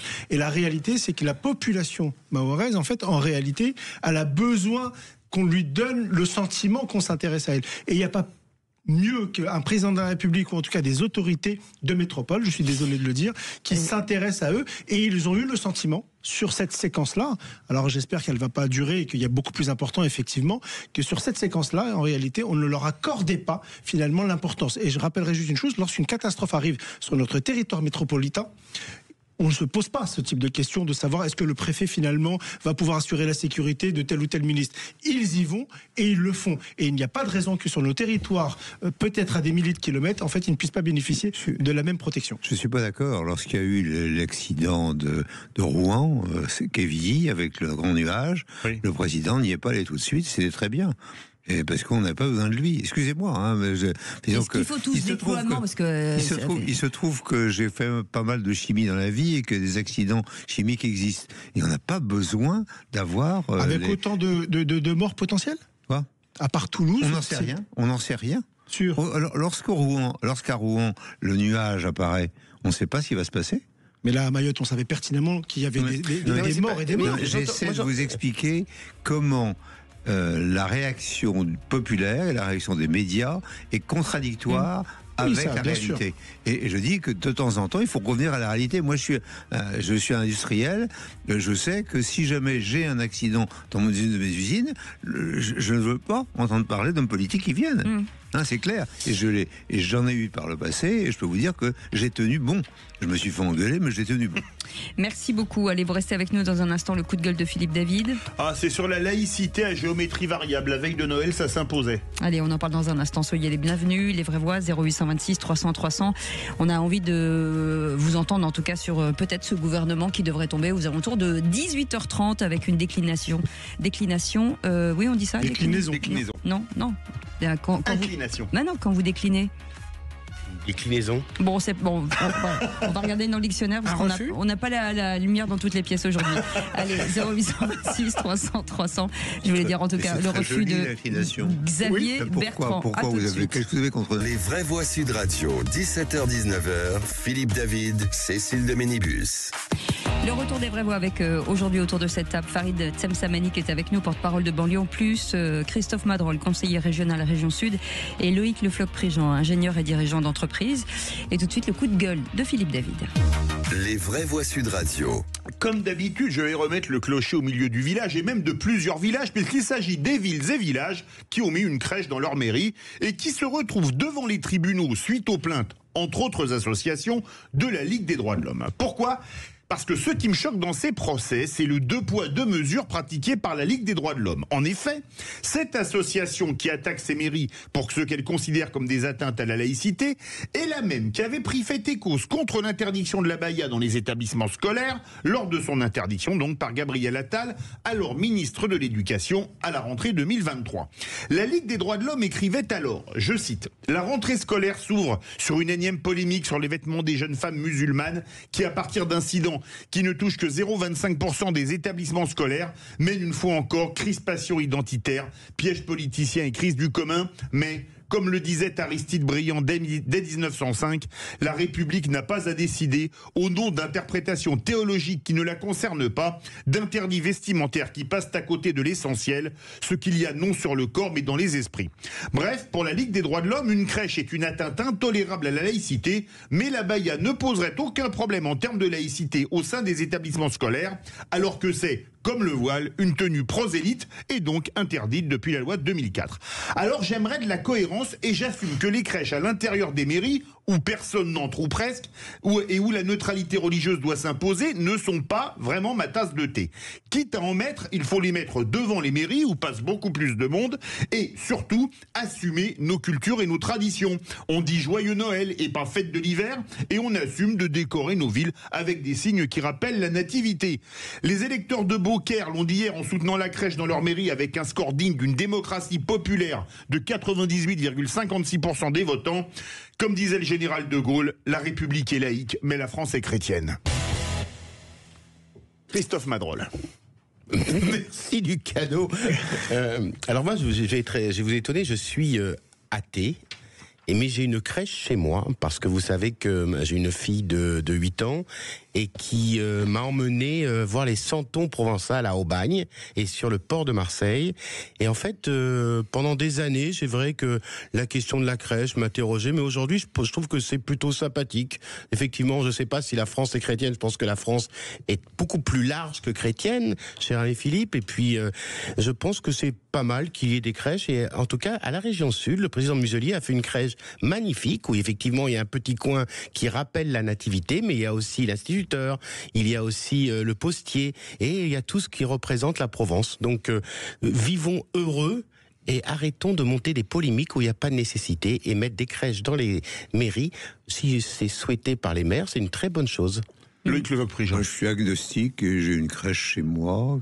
Je vais avec mes petits-enfants chercher la paille et tout ce qu'il faut pour que Jésus naisse dans la crèche. Et je considère que ça fait partie des traditions. J'ai connu ça dans mon enfance. Je maintiens cette tradition dans la famille, qu'il pleuve ou qu'il vente, malgré... voilà. Donc c'est voilà. Donc je pense que c'est vraiment que la Ligue... Je pense que la Ligue s'intéresse rien fait, mais c'est-à-dire, je dis, occupez-vous un peu des vraies histoires, des vrais sujets. Celui-là n'est pas un sujet. À Beaucaire, tout le monde a envie de la crèche, mais la crèche, à d'autres endroits, il n'y aura pas la même fidélité. Bon, très bien, c'est tout. C'est pas le travail de ces gens-là. C'est pas le travail de ces gens-là. Vraiment, il y a d'autres sujets beaucoup plus importants qui se passent aujourd'hui, de la même façon que ce qui se passe en Iran devrait mobiliser un peu plus tous ces gens. On est bien d'accord. Farid Temsamani. Au-delà de l'hypocrisie de la Ligue des droits de l'homme, pour moi, c'est un véritable sujet. Parce qu'on n'a jamais vraiment tranché dans notre pays. Bien sûr. Cette notion de la laïcité, qui en fait est la base de la construction de notre universalisme républicain, même bien au-delà de la Révolution française. Et moi, je suis pour qu'on affiche publiquement que notre pays affiche publiquement que nous avons une culture et que cette culture-là, effectivement, on est en France, nous ne sommes pas dans un autre pays où il y a un pays que je connais particulièrement bien, celui de mes parents, qui est le Maroc par exemple, où la culture est autre. La France, historiquement, a une culture qui est chrétienne. Il faut savoir l'accepter. Ça ne veut pas dire que la République, elle ne l'est plus, on le sait très bien, mais par définition, à Beaucaire ou ailleurs, on parlait des Santons tout à l'heure, ça fait partie de la culture, des traditions de notre pays. Je commence à connaître une région, notamment de l'Est de la France, qui a ses propres cultures. Par exemple, Saint-Nicolas, dans l'Est de la France, c'est quelque chose d'institué, ou en Belgique. La réalité, c'est que ça dépasse la religion. Et ça, la difficulté, c'est que des associations comme la Ligue des droits de l'homme, qui par ailleurs, effectivement, on les a peu entendus sur l'écrivain algérien, devraient comprendre ça. Et moi, je suis même favorable à ce qu'on, une fois pour toutes, parce que contrairement à ce que l'on pense, il n'existe pas de texte sur la laïcité en France. Contrairement à ce que l'on pense, 1905, la loi de 1905 de séparation de l'Église et de l'État, des Églises et de l'État, n'est pas une loi sur la laïcité, mais une des fins du processus finalement de la laïcité. Et moi je suis favorable qu'une fois pour toutes on puisse vraiment dire les choses. Merci beaucoup, merci pour ce coup de gueule Philippe David. Tout de suite avec Albin Texera, on ferait peut-être avec ce qui s'est passé aujourd'hui, en tout cas les annonces qui pourraient commencer à tomber, puisqu'officiellement on nous parle de 18h30. Exactement, donc il y a quelques noms qui circulent tout doucement qui nous font parvenir que notamment Elisabeth Borne devrait figurer dans le gouvernement, tout comme Manuel Valls. Alors les noms qui circulent, c'est Manuel Valls potentiellement aux Outre-mer et Elisabeth Borne notamment à l'éducation nationale, mais encore une fois ça va prendre avec des pincettes tant qu'on n'a pas une officialisation de l'Élysée.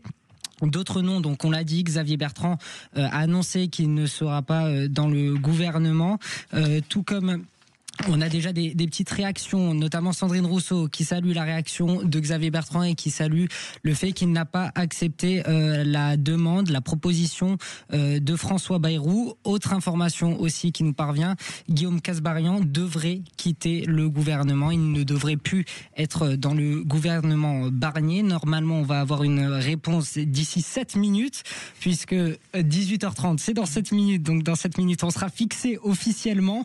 On pourra parler du gouvernement, qu'est-ce qu'il va avoir comme surprise ou pas, on le saura dans quelques minutes. Petite réaction. Oui, non, je pense que c'est pas l'essentiel, c'est de savoir quelle est la politique qui va être menée. Et là, je dois avouer, quand on hésite entre X, Y, Z pour un poste, on n'a pas une vue très claire de la politique qui va être menée. Donc, allez, direction. L'info en plus. L'info en plus. Et on reste sur votre coup de gueule, Philippe David. Les crèches, vous avez décrié ces communes qui retirent les crèches ou qui se font attaquer en justice. Et ben, on a un petit village qui fait de la résistance. C'est du côté de Lucéram. Depuis 26 ans, la ville se transforme en crèche géante pendant 8 semaines. Pendant 8 semaines, la commune dispose des crèches, à peu près de 400 crèches dans toute la commune. On est en ligne avec Christiane Ricor, première adjointe à la mairie de Lucéram et présidente de la maison de pays. Bonsoir Christiane. Bonsoir. Bonsoir. Vous êtes instigatrice du projet. Alors, première question, plus de 400 crèches dans la commune. Comment cette idée vous est venue ? Eh bien, je suis provençale, du cœur de la Provence, du Vaucluse notamment. Et toute ma vie, j'ai fait la crèche à la maison. Mon père la faisait. Nous étions à côté d'un sanctuaire. Il y avait les séminaristes et nous faisions la crèche aussi. Et je continue à faire la crèche. Et je ne vois pas pourquoi toutes ces polémiques contre la crèche. Je suis absolument d'accord avec tout ce qui vient de se dire par les interlocuteurs précédemment. Que font les droits de l'homme? Pour quelles raisons se mêlent-ils de nos traditions? Nous avons des traditions qui sont culturelles. Dans la crèche, maintenant, avant, il n'y avait que la nativité. Maintenant, une crèche provençale, c'est la vie d'un village qui représente la place du marché, qui représente tous ces petits personnages qui vont vénérer cet enfant qui vient de naître. Et nous ne pouvons pas non plus renier nos origines judéo-chrétiennes. Mais ça veut dire quoi tout ça maintenant? Il n'y a rien d'autre, il n'y a pas d'autre chat à fouetter que de venir nous empêcher de faire nos crèches. Écoutez, nous avons énormément de monde. Hier, il y avait beaucoup de monde au village. Il y a des personnes qui viennent, des visiteurs de toute religion, j'insiste bien, et chacun se réjouit de voir comment le village est beau, c'est magnifique, il y a des jolies crèches, chacun fait la crèche à sa façon, il y a plus de 400 crèches dans le village, et c'est une tradition, rassemblons-nous autour des traditions, Qu'y a-t-il une d'autre tradition pour rassembler les gens que les traditions? La preuve de qui ramène beaucoup de monde, qui ramène beaucoup de monde. Vous nous l'avez dit, plus de 60 000 personnes viennent pendant ces 8 semaines découvrir les crèches. Donc on recommande à tout le monde qui est dans le coin de venir découvrir ces 400 crèches du côté de Lucéram. Merci beaucoup Albin, merci, on se retrouve dans quelques instants avec, nous l'espérons, à 18h30, l'annonce de ce gouvernement formé et définitif et qu'on commentera bien entendu avec nos vraies voix du jour et Philippe David. Vous pouvez appeler 0826 300 300, à tout de suite. Les vraies voix Sud Radio, 17h-19h, Philippe David, Cécile de Ménibus. Et nous sommes peut-être à quelques secondes, voire quelques minutes de l'annonce du nouveau gouvernement de François Bayrou. Autour de cette table pour en parler, Loïc Le Floch-Prigent est avec nous, Christophe Madrol et Farid Temsamani. Et on attend effectivement ce direct. Nous sommes directement sur la télévision. Pour l'instant, on voit l'Elysée. Il se passe pas grand-chose. Allez, tout de suite, le tour de table de l'actu des vraies voix. En attendant, on va peut-être parler d'autre chose. Allez, tout de suite. À quoi tu penses? Je pense que quand on mettra les cons sur orbite, t'as pas fini de tourner. Non, moi je crois qu'il faut que vous arrêtiez d'essayer de dire des trucs. Arrêtez de triquiter pour un oui, pour un non. Ce que tu dis n'a aucun sens. Le tour de table de l'actualité. Avec Loïc Le Floch-Prigent, justement, pour l'instant, pas de gouvernement, pas de ligne de conduite. Et vous avez un vrai souci sur l'économie. C'est-à-dire qu'à un moment donné, il faut qu'on ait ces membres du gouvernement, il faut qu'on ait ce discours de politique. Les investissements des entreprises sont arrêtés depuis maintenant 6 mois. Les plans sociaux se multiplient parce que effectivement les commandes diminuent et il faut savoir où on va. Si on va vers une augmentation des impôts, on est déjà à 66 000 faillites sur l'année, on va aller jusqu'à 80-90, ça va être rapide. Si jamais on va sur autre chose, il va falloir nous le dire. C'est-à-dire qu'on ne peut pas continuer comme ça.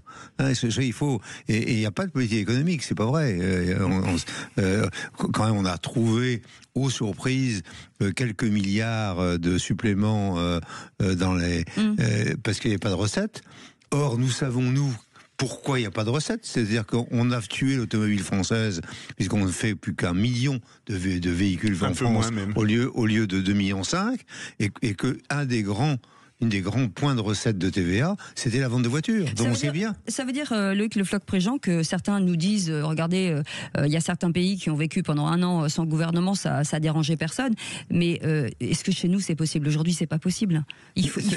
C'est-à-dire que moi j'aimerais bien qu'on vive sans gouvernement, mais dans la mesure où il y a une administration qui obéit à ces règlements et que ces règlements nous empêchent de travailler, il faut qu'à un moment il y ait des gens qui disent n'empêchez plus les industriels de travailler. C'est là le sujet.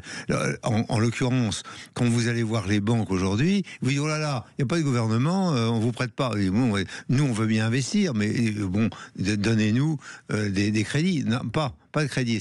Donc il y a un gel complet de l'administration, des banques, et qui fait que les entreprises, et en particulier les entreprises industrielles, ne peuvent plus rien faire pendant cette période. Alors on aimerait bien que l'Italie ou la Belgique, qui ont pendant un certain nombre d'années pas eu de gouvernement, simplement, nous ne sommes pas bâtis comme ça. Nous sommes bâtis sur un certain nombre de principes et de règles. Farid Temsamani, pour l'économie, c'est vrai que ça pose question, surtout vu l'état des finances publiques. C'est surtout que la base de l'économie, en fait, est axée notamment sur la notion de confiance. Or, lorsque vous n'avez pas de visibilité d'un point de vue économique, que vous soyez industriel ou commerçant ou acteur de l'économie au sens large, en réalité, vous n'avez pas forcément envie d'investir. Et donc, du coup, effectivement, les banques, les établissements financiers, en fait, ont du mal également à ouvrir le crédit. Donc, effectivement, ça pose problème. On voit de plus en plus, effectivement, il y a 66 000, tu as annoncé de procédures collectives, en tout cas pour les entreprises. Énorme. C'est du jamais vu. C'est jamais vu. Et alors, jamais il y a eu un contexte aussi. Il y a aussi un contexte géopolitique, notamment l'arrivée de Trump, qu'on a sous-estimé notamment en Europe, où on pensait que potentiellement il ne passerait pas, qui en réalité, à la vue du premier mandat de Trump, on sait à peu près à quoi s'en tenir pour le deuxième mandat, qui va être à mon avis très difficile pour l'Europe et particulièrement pour la France. Ouais. Christophe Madrol, sur les dotations de l'État, quand on travaille sur une région aujourd'hui, ça doit être très difficile avec l'associatif. C'est dramatique. Vous savez, la région Sud, c'est 120 millions d'euros qu'on doit économiser. Et donc, on doit couper sur des budgets qui ne sont pas les priorités de la région obligatoires. Vous savez, les régions, c'est les lycées, c'est les transports, c'est les TER, c'est l'économie. Et là, on avait d'autres compétences comme l'écologie, et on est en train de raboter nos budgets parce que on fait des économies, 120 millions pour une région comme la région Sud. Et Loïc dit un truc très juste. On parle de l'économie, mais je vois dans les ministères, c'est la même chose. L'administration aujourd'hui fonctionne à 50%, puisqu'il n'y a pas d'orientation et personne est en mesure de signer les orientations budgétaires, par exemple, des différents ministères. C'est-à-dire que pour tous ceux qui attendent des subventions aujourd'hui, c'est à l'arrêt total. À l'arrêt total. Et en plus, le pire, voyez les communes aujourd'hui qui vont devoir faire des efforts énormes. Vous voyez les départements. La question sociale va être abordée. Certains départements en Ile-de-France aujourd'hui annoncent une baisse de 30 à 40% de leur dotation sociale pour les plus démunis. On est dans une situation économique dramatique. Et je discutais avec un haut fonctionnaire, Loïc, qui me disait qu'aujourd'hui, au ministère de la Transition écologique, ils avaient emprunté à l'Italie pour pouvoir payer les salaires. On emprunte à l'Italie à un taux faramineux pour pouvoir payer les salaires des fonctionnaires. C'est un haut fonctionnaire qui me disait, je sais pas. On marche sur la tête. On marche sur la tête partout. Le président, aujourd'hui, vous regardez à combien de temps, en fait? C'est quoi votre perspective? C'est quoi? C'est une semaine, un mois? Là, nous, on essaie de voir ce que la tête qu'aurait un budget en oubliant l'État, et on n'y arrive pas. C'est-à-dire que il faut que d'une certaine façon, on sache quel est l'impôt qu'on va payer. Donc déjà, on a un impôt qui est à 25%, mais on paie les impôts de production, on a 30 milliards. Les petites entreprises ont 30 milliards d'impôts de production. Si jamais on rajoute de l'impôt, et si jamais en plus on a les grandes entreprises qui sont nos clients. Si les grandes entreprises disent non, on vous rend pour l'instant, on va attendre le mois de juin prochain pour savoir si vraiment vous devez nous livrer. Vous vous rendez compte un peu de la situation dans laquelle on est. Et donc on est obligé de prendre des précautions, c'est-à-dire de diminuer l'effectif. Donc on enlève les intérimaires, on enlève le puis on fait des plans sociaux et on demande des plans sociaux à la direction du travail pour essayer de trouver des solutions. Mais la situation est catastrophique dans le monde de l'entreprise. Vous devez bien voir, c'est catastrophique. Surtout, et c'est parce que la France est bâtie comme ça, pour reprendre. Je veux dire, moi j'aimerais être en Belgique ou parce que je serais content de dire il n'y a pas de gouvernement, j'ai la paix. Mais je n'ai pas la paix parce que je n'ai pas les éléments fondamentaux qui me permettent de savoir comment je fonctionne compte tenu des contraintes environnementales et des contraintes de droit du travail. Farid Temsamani, je rebondis sur ce qu'il dit, c'est que en plus on n'est pas certain de la durée de ce gouvernement, c'est-à-dire qu'on c'est encore très hypothétique avec des censures qui peuvent tomber à n'importe quel moment. Des censures, le contexte politique étant ce qu'il est, en réalité, on va vers une position encore qui va durer quelques mois, pour pas dire un peu plus.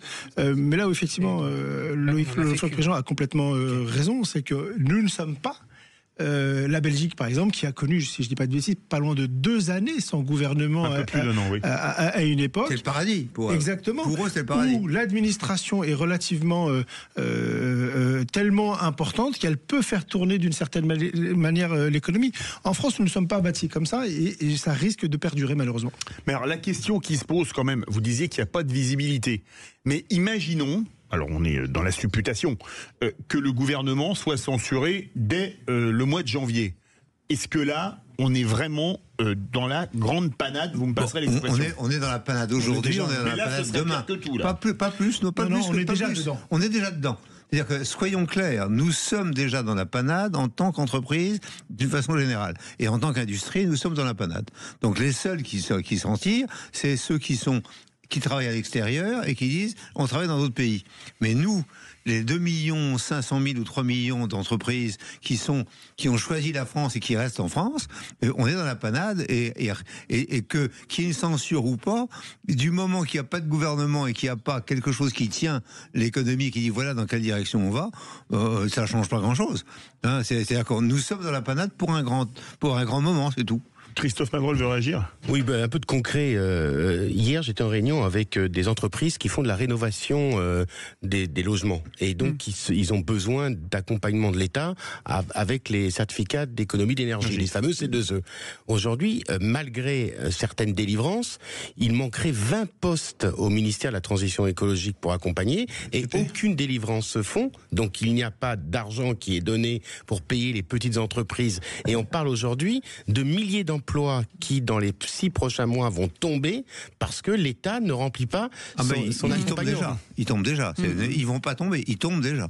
Ils tombent déjà depuis 15 jours, 3 semaines. C'est clair. Les amis, juste on fait un point parce que les noms, en tout cas, commencent à tomber tout doucement. Voilà, il n'y a rien de précis, enfin, il n'y a rien en tout cas de confirmé. Hein. D'officiel à 100%. Alors, ce qui nous parvient, c'est que Gérald Darmanin devrait avoir un ministère de nouveau et ça serait celui de la justice. Du côté de l'éducation nationale, ça serait Elisabeth Borne qui serait nommée, ça serait un ministère qui serait remanié, donc ça veut dire peut-être les enseignements supérieurs, mais ce n'est pas encore sûr.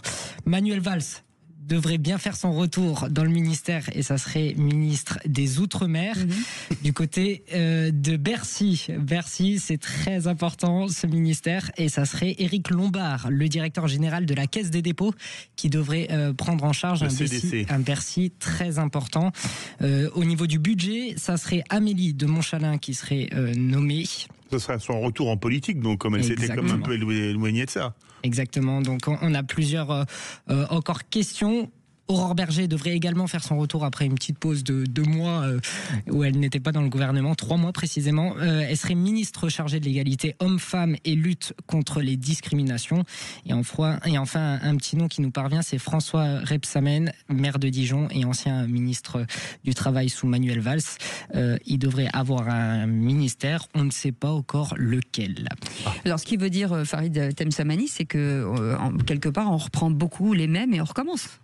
Là, clairement, tout à l'heure, je ne sais plus qui disait qu'on avait besoin de 109, etc. En réalité, là, on ne l'est pas du tout. Alors, ça peut être, j'ai l'impression que c'est aussi la stratégie du Premier ministre, c'est-à-dire qu'il veut des poids lourds autour de lui pour pouvoir accompagner son gouvernement, pensant, à mon sens, que ces poids lourds auraient, ayant une vie parlementaire précédente, seraient plus au fait justement de la vie parlementaire, notamment de l'Assemblée nationale.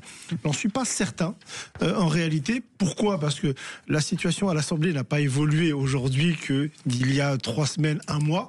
Et en fait, on va continuer à vivre cette instabilité, en réalité, jusqu'à la prochaine dissolution, tout simplement. Alors, vous restez avec nous. On va s'organiser un petit peu. On va faire la pub dans un instant. Vous allez pouvoir aussi gagner un cadeau, puisque c'est le grand sapin de Noël Sud Radio. On attend bien entendu le direct avec les noms officiels pour ce nouveau gouvernement qui se précise de plus en plus. Vous allez peut-être avoir la possibilité de gagner votre séjour ou un séjour au Futuroscope ou une carte cadeau d'un montant de 200 € chez Le Vent à la Française, la marque de bracelet mix, ou plein d'autres cadeaux. Je vous conseille d'appeler tout de suite le 0826 300 300. Christophe Madrol, donnez-moi un chiffre entre 1 et 15. 13e appel au standard et peut-être ce sera à vous de gagner. N'hésitez pas, 0826 300 300, 13e appel au standard. Et on revient dans un instant avec, j'espère, la liste officielle de ce nouveau gouvernement Bayrou. À tout de suite. Retour des vraies voix avec bien évidemment Cécile de Ménibus, Christophe Madrol, Loïc Le Floch-Prigent, Farid Temsamani. On attend d'un instant à l'autre la nomination du nouveau gouvernement. L'Élysée nous avait promise à 18h30. Il est 18h43 minutes et passé de 35 secondes. Toujours pas de fumée blanche sur la rue du Faubourg Saint-Honoré.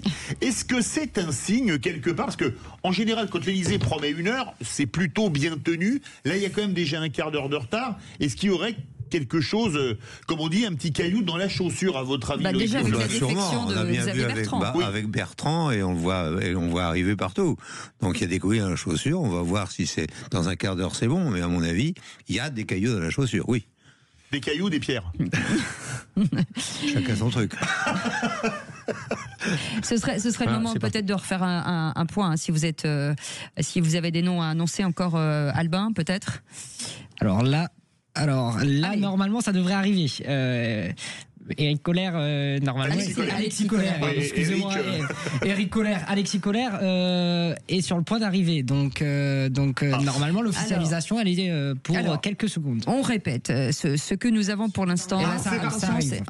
Allez, c'est en direct. Chargé de la planification écologique et énergétique, le président de la République a nommé Madame Elisabeth Borne, ministre d'État, ministre de l'Éducation nationale, de l'Enseignement supérieur et de la Recherche. Monsieur Manuel Valls, ministre d'État, ministre des Outre-mer. Monsieur Gérald Darmanin, ministre d'État, garde des Sceaux, ministre de la Justice. Monsieur Bruno Retailleau, ministre d'État, ministre de l'Intérieur. Madame Catherine Vautrin, ministre du Travail, de la Santé, des Solidarités et des Familles. Monsieur Éric Lombard, ministre de l'Économie, des Finances et de la Souveraineté industrielle et numérique. Monsieur Sébastien Lecornu, ministre des Armées. Madame Rachida Dati, ministre de la Culture.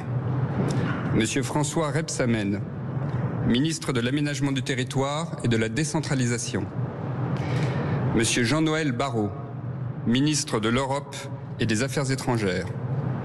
Madame Agnès Pannier-Runacher, ministre de la Transition écologique, de la biodiversité, de la forêt, de la mer et de la pêche. Madame Annie Genevard, ministre de l'Agriculture et de la Souveraineté alimentaire. Monsieur Laurent Marcangeli, ministre de l'Action publique, de la Fonction publique et de la Simplification. Madame Marie Barsac, ministre des Sports, de la Jeunesse et de la Vie associative. Sont nommés ministres auprès des ministres de plein exercice. Auprès du Premier ministre, Monsieur Patrick Mignola, ministre délégué chargé des relations avec le Parlement. Madame Aurore Berger, ministre délégué chargé de l'égalité entre les femmes et les hommes et de la lutte contre les discriminations. Madame Sophie Primas, ministre déléguée, porte-parole du gouvernement. Auprès de la ministre d'État, ministre de l'Éducation nationale, de l'Enseignement supérieur et de la Recherche. Monsieur Philippe Baptiste, ministre chargé de l'Enseignement supérieur et de la Recherche. Auprès du ministre d'État, ministre de l'Intérieur, Monsieur François-Noël Buffet. Auprès de la ministre du Travail, de la Santé, de la Solidarité et des Familles, Madame Astrid Panossian-Bouvet, ministre chargée du Travail et de l'Emploi. Monsieur Yannick Neuder, ministre chargé de la Santé et de l'Accès aux soins. Madame Charlotte Parmentier-Lecoq, ministre déléguée chargée de l'autonomie et du handicap. Auprès du ministre de l'Économie, des Finances et de la Souveraineté industrielle et numérique. Madame Amélie de Montchalin, ministre chargée des Comptes publics. Monsieur Marc Ferracci, ministre chargé de l'Industrie et de l'Énergie. Madame Véronique Louvagie, ministre déléguée chargée du commerce, de l'artisanat, des petites et moyennes entreprises et de l'économie sociale et solidaire. Madame Clara Chapaz, ministre déléguée chargée de l'intelligence artificielle et du numérique. Madame Nathalie Delattre, ministre déléguée chargée du tourisme. Auprès du ministre des Armées, Madame Patricia Miralles, ministre déléguée, chargée de la mémoire et des anciens combattants. Auprès du ministre de l'Aménagement du territoire et de la décentralisation, Madame Valérie Létard, ministre chargée du logement. Monsieur Philippe Tabarot, ministre chargé des Transports. Madame Françoise Gattel, ministre déléguée chargée de la ruralité. Madame Juliette Méadel, ministre déléguée chargée de la ville. Auprès du ministre de l'Europe et des Affaires étrangères, Monsieur Benjamin Haddad, ministre délégué chargé de l'Europe. Monsieur Laurent Saint-Martin, ministre délégué chargé du commerce extérieur et des Français de l'étranger. Monsieur Thani Mohamed Swalihi, ministre délégué chargé de la francophonie et des partenariats internationaux. Le président de la République réunira l'ensemble des membres du gouvernement pour un conseil des ministres qui se tiendra le 3 janvier à 10h. Je vous remercie. Et voilà, c'était la liste de ce nouveau gouvernement Bayrou avec, il avait annoncé à peu près 15 ministres et pas mal de ministres délégués. On va faire le point tout de suite avec nos invités, Christophe Madrol qui est avec nous, Loïc Le Floch-Préjean et Farid Tamsamani. Déjà de retour des noms qui sonnent, qui devraient fâcher en tout cas l'opposition, comme Amélie de Montchalin, Aurore Berger, Le Cornu. On est encore dans l'ère Emmanuel Macron, Christophe Madrol. Ah, c'est clair que le président est très présent dans ce gouvernement, c'est le moins qu'on puisse dire. Elisabeth Borne.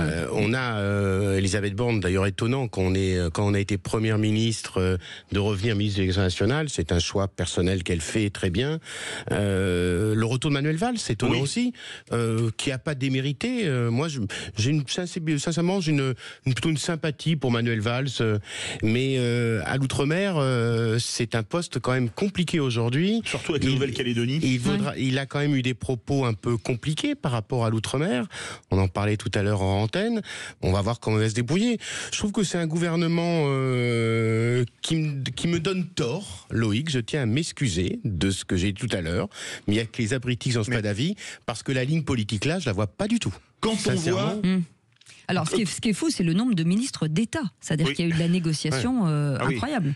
Quand on voit le retour de Gérald Darmanin à la justice avec Retailleau à l'intérieur, c'est le retour de Pasqua Pandro, près de 40 ans après, Farid Temsamani. Je sais pas, on verra si effectivement... On les appelait les PP à l'époque. Oui, le contexte est, à mon avis, complètement différent. Tu parlais de la ligne politique. Là, on est sur une ligne macronienne droite LR, finalement. Oui. Et donc, du coup, on n'a pas changé. Finalement, François Bayrou considère que son gouvernement doit être appuyé par son aile LR. Et du coup, finalement, ça n'est pas si différent de ça que l'ancien gouvernement, c'est celui de Barnier. Finalement, il reste, concernant les ministres d'État, qui sont en réalité des anciens, à part Retailleau, si je ne dis pas de bêtises, des anciens premiers ministres, ce qui est un peu presque normal. Ce qui est hallucinant, c'est que quand vous avez servi la France comme Premier ministre... alors je sais que servir la France c'est un honneur, mais vous vous rabaissez à devenir finalement, alors que vous l'avez tant critiqué le ministre de François Bayrou, il manquerait plus que Taubira finalement à ce gouvernement. Tu deviens méchant pour Noël, dis-moi pas. Non mais on parlait de ligne, en réalité c'est ce qui manque et je suis pas certain qu'on le laisse ce soir. Il y a une ligne là ou pas quand on voit, déjà sur la sécurité ici, c'est plutôt à droite, non? La seule chose qui vient de là, c'est sur la sécurité, c'est clair. Retailleau prend le manche et il travaille avec des gens avec qui il peut travailler. Voilà. Donc là, il y a une ligne. Bon. Sur le reste, il n'y a pas de ligne. C'est-à-dire que je ne sais toujours pas, moi, à quelle sauce je vais être mangé en tant que chef d'entreprise à la lecture de ce gouvernement, oui. De ce gouvernement, je sais pas. Je sais pas ce qui va se passer. Et donc j'ai besoin de savoir à quoi m'en tenir. Et je reviens sur le fait que on a dit qu'il faut que les impôts, on en payait déjà beaucoup dans les entreprises. On l'a redit. Je suis passé à l'antenne souvent pour dire que on est là au niveau où on ne peut plus faire face.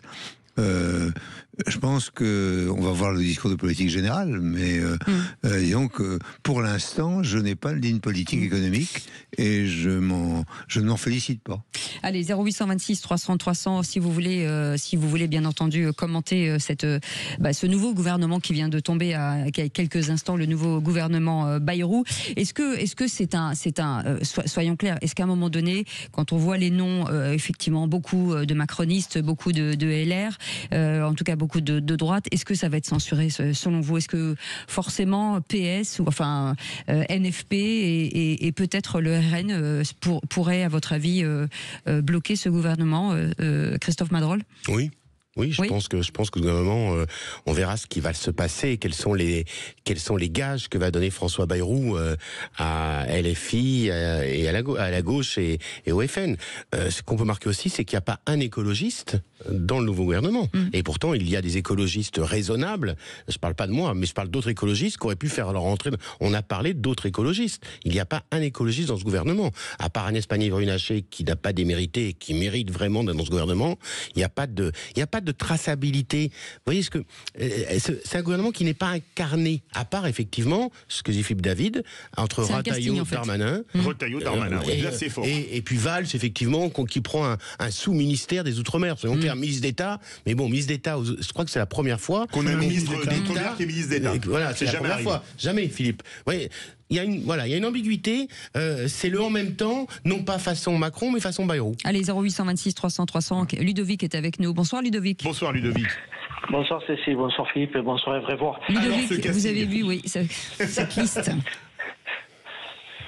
Pardon, excusez-moi. Je dis, vous avez vu la liste finalement du gouvernement ? Oui, je viens de la voir. Je me demandais, hormis un peu peut-être le binôme qui a été cité, Retailleau-Darmanin, qui sera à peu près sur le même axe, sur ce bloc justice-police. Je me suis demandé si c'était pas le musée politique de l'horreur. C'est-à-dire qu'on recycle le pire de l'ancien monde dans le nouveau monde. Les urnes ne seront entre guillemets écoutées à travers ce gouvernement, et je pense qu'il va tomber très très vite. Et la chance éventuelle pour ce gouvernement, on va attendre peut-être le budget rectificatif, c'est à nouveau de conserver peut-être Bruno Retailleau à l'intérieur, donc ce qui peut freiner le RN à déposer une motion de censure si selon les propositions liées à l'immigration. Mais à part ça, je ne vois pas de quoi s'enthousiasmer.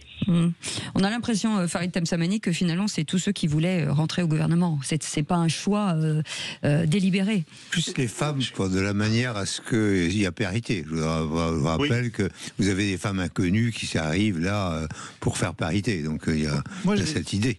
Elles peuvent être inconnues et de talent, on ne sait pas encore. Ça n'a rien à voir. Et il y en a même beaucoup d'ailleurs. Mais c'est vrai que quand on parle de ténor et qu'on les connaît pas, c'est un peu bizarre. Moi j'ai l'impression qu'on n'a pas mesuré la crise dans laquelle nous sommes.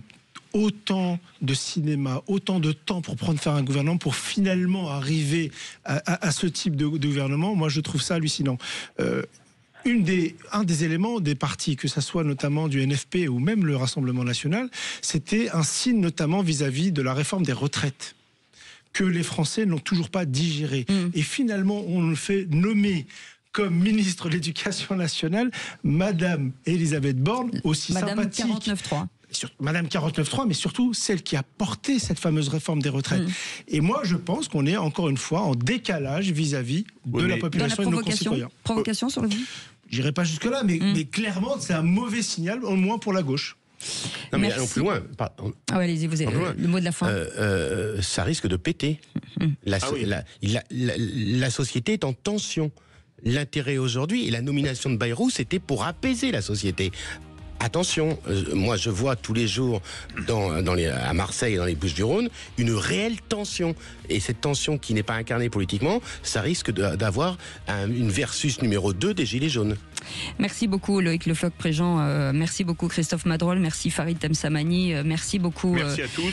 Albin Texer d'avoir été avec nous, et vous au 0826 300 300. De toute façon, on se retrouve demain pour commander. On va commenter en long, large, en travers et à froid. Surtout joyeux Noël. Et surtout joyeux Noël. Pas sûr que ce soit un cadeau pour tout le monde. Dans un instant, les vraies voix citoyennes avec Stéphane Pellet et évidemment nos invités. Nous, on se retrouve demain à 17h avec